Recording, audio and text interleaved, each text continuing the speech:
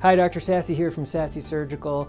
I've had so many patients, friends, and colleagues ask me a simple question, which is why, with the obesity epidemic running wild, are we so unsuccessful at finding solutions for it and preventing it or solving it?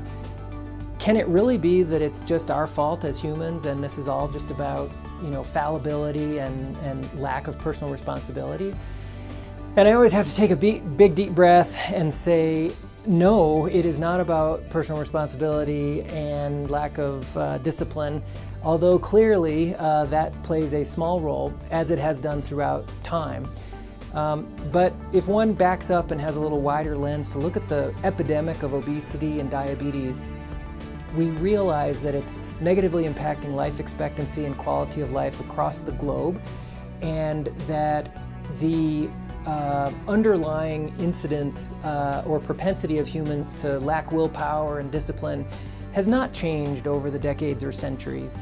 What has changed dramatically in these recent decades that correlates closely with the obesity and diabetes epidemics is the environment and the inputs that are intersecting with our genetic blueprint. And those would include a lot of different things, but of course the number one thing is going to be the changes in the food supply. And there is a great deal of research out there describing the change in the genomes of many of the staples, including things like wheat, soy, rice, corn, you name it, in ways that we just don't really understand and have not fully vetted or examined. Now, there may be very beneficial effects of all of these changes, some of which came about from hybridization techniques and some of which have come about from GMO techniques. And I'm not opposed to GMO techniques or any improvements in agriculture, but it's clear that some things have changed that are intersecting with our own biology and are having a very serious unintended consequence of runaway obesity and type 2 diabetes. And we've yet to have a really well organized, galvanized research effort to understand exactly what the mechanisms are that have led to those changes. There may be many other culprits too. It may be the high number of antibiotics that are used in agriculture and in human and animal treatments. It may be a number of other factors involved in the food supply, in the chemical industry, in the agriculture supply, and to some degree in our cultural changes such as more screen time and so forth, although the best research in my reading of it is that that's contributing a minority amount compared to this more profound change that has to do with the chemistry and the interactions with our biochemistry. But what's sorely lacking is a Manhattan Project effort at trying to understand why millions of people are suffering and dying unnecessarily from an epidemic which ought to be understandable, solvable, and then become a prevention effort. With some real effort, with some real science, with some real scholarship and some real laboratory investigation and dedicated scientists together with people who can help frame the questions, we ought to be able to get to the bottom of this problem and understand exactly what the changes are out there that are causing runaway obesity among not just adults and people who are supposedly lacking the necessary willpower, but kids, teenagers. Certainly this problem is not a result of humans lacking personal responsibility.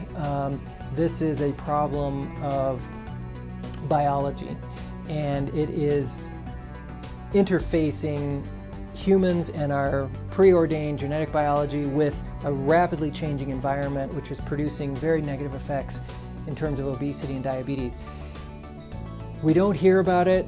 It's not a big priority among the major governmental institutions and research arms to really understand the number one problem causing early mortality, death, and disease in this country. We have much larger research efforts organized at diseases that are affecting a tiny fraction of humans. And that is in part because of this poor understanding and this tremendous bias against people with obesity, and this view of those people as though it is their fault and they are the ones who brought this on themselves. It's a total lack of awareness that when it happens to an entire population, you can't blame the population anymore. You have to begin to look at the factors that are causing it on the whole population. So yes, we all need to take greater responsibility. Yes, we all need to eat better. Yes, we all need to exercise more. And we need to do so much more so now that there is this dreadful threat of a new environmental assault on human biology that's causing obesity and diabetes. But we also must have a much more organized, much more effective research endeavor to understand the factors that are causing this terrible epidemic amongst wonderful people in this country and abroad.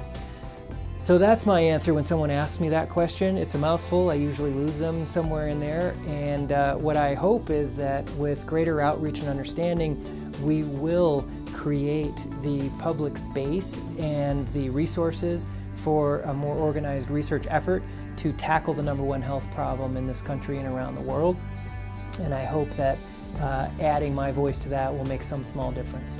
All right, that's Dr. Sasse here at Sasse Surgical. I wish you the best of health.